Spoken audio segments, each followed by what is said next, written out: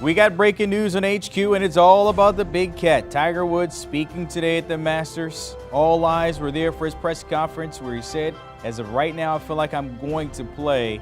Tiger, of course, winning this tournament 5 times, maybe a 6th, depending on what happens Thursday, Friday, and into the weekend.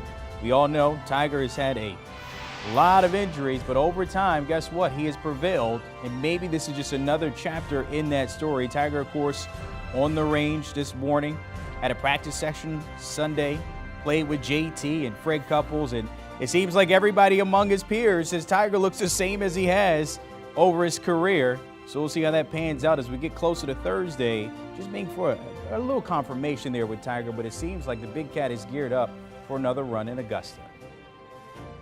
Joining us now, Michael Breed, who was part of that coverage on the range earlier this morning with Tiger Woods as well. And first, your reaction to Tiger's words today. Of course, we kind of got a little green light that he will tee it up on Thursday.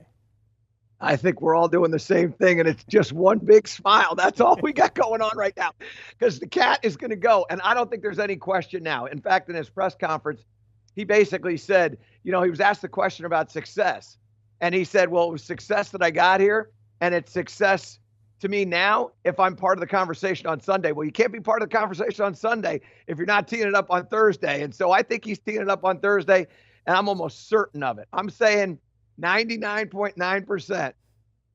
That's basically 100%. We'll take it. I'll take that, Michael. As I mentioned there, you were part of that on the range coverage there. You had a chance to see Tiger swing. The question, of course, we're all wondering how he might look. What did you see there to dictate that, you know what, he might actually play Thursday? Well, there's a lot of things that give you the encouragement that he's going to go. I think one, and first and foremost, it's the driver. So you look at the speed of the golf ball. He's got the ball traveling on the range at about 174 miles an hour, which leads to about a 300-yard carry. That is plenty of distance that he has. And by the way, as a rule, that speed will increase when you get on the golf course because of adrenaline at this level. So you're talking a minimum of 174 miles an hour of clubhead speed. The other thing that was really sort of impressive to me was his ability to control the speed of the golf club in his sort of shorter shots, 70, 80, 90-yard shots. That is going to be paramount this week, and it's going to be critical for Tiger Woods to be able to control trajectories, control the distance that the ball travels, control spin rates. He was spot on in that space. So now you look at, okay, what other parts of his game are going to be critical? He spent a healthy amount of time in the short game area with JT, and it was fantastic. He's got total control over the trajectory of the shots that he's hitting around the green.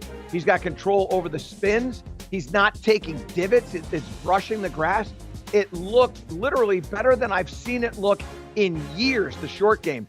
And so now the question is, it's no longer about physically can he do it, it's about mentally can he do it. And I don't think anybody ever sits there and doubts the mental fortitude of Tiger Woods. So it brings you back to the final hurdle, and that is, can he walk the golf course?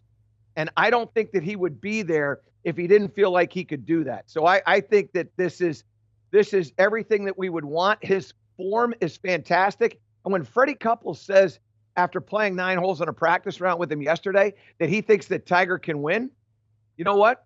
That guy has seen it. He knows it. He's a Masters champion, and he's certain that Tiger's got all that it takes. So I'm not worried about him. If he isn't worried about him, I'm not worried about him. Tiger looking good from what everybody's saying, including yourself, based on what we said. He said, you know what? He doesn't have that much mobility, but he's good to go. And when you look at the field here, he's coming back at a time where Scotty Scheffler is world number 1. JT's of the world will be there, of course. John Rahm. When you think about the field, how does Tiger's return kind of impact them a little bit? I think everybody's thrilled that he's going to be playing again up until if it becomes a contest on Sunday down the stretch, then they're not going to be happy that he's there, because Tiger has this way of making people, I don't want to say fail, but think twice over a shot. We saw it in 2019 when you saw Finau and Koepka and other individuals. Molinari hit it into Race Creek at number 12. In fact, Molinari hit it into the pond fronting 15 on Sunday. And I think Tiger has that effect on individuals. And if Tiger is in the chase on Sunday, he's part of the conversation. I think those players who are thrilled that he's there on a Monday, Tuesday, Wednesday are not going to be so happy on a Sunday afternoon. Michael, before I let you go, of course, you mentioned there if he is on Sunday, that means he has to play well Friday and Saturday. So realistically, what do you expect from him to see for the first 2 days and into the weekend possibly?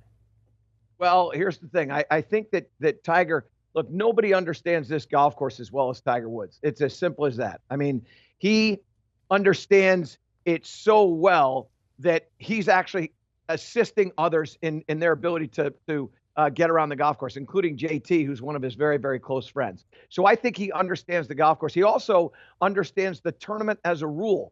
And the tournament as a rule is you don't really have to do anything special. If you go out and you shoot 70 in the first round, you don't have to be 5, 6, 7 under par after round one.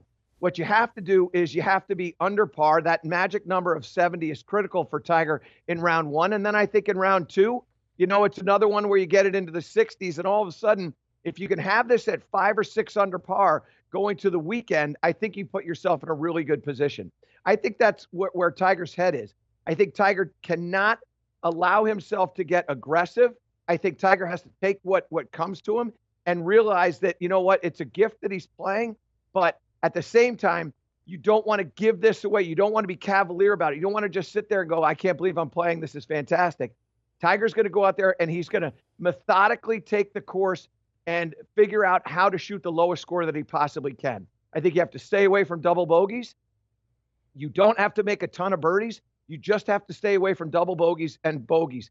If you can keep your tournament to, say, single-digit bogeys and limit your double bogeys to 1, believe it or not, now you've got a chance to win here. That's what past history has shown. And I think that's what Tiger is well aware of. So I think he has to put himself in position going to weekend where he has a chance. And then at that point, Saturday is the day where you start to look at your positioning and you start to go, okay, you know what? I'm going to be a little bit more aggressive today, or I'm going to continue with this sort of approach that I've had where I'm just going to try to get a couple. I'm just going to try to get a couple. Take advantage of the par fives. Take advantage of the opportunities that are presented to you. Stay away from making big numbers. And no 6s on the card.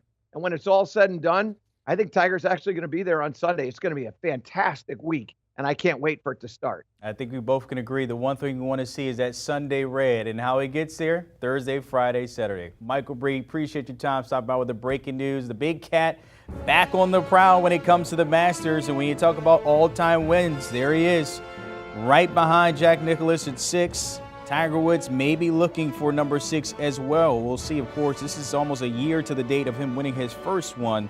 The Big Cat telling us today, look, feels good, so he might be playing. Of course, that 9 rounds tomorrow, or 9 holes tomorrow, will dictate how he feels, but it seems like everything's a go for Tiger Woods. Do you want a sports network that delivers everything that matters about the game? The highlights, the picks, the instant analysis, no yelling, no fake debates, no politics. Hit the subscribe button and never miss a moment.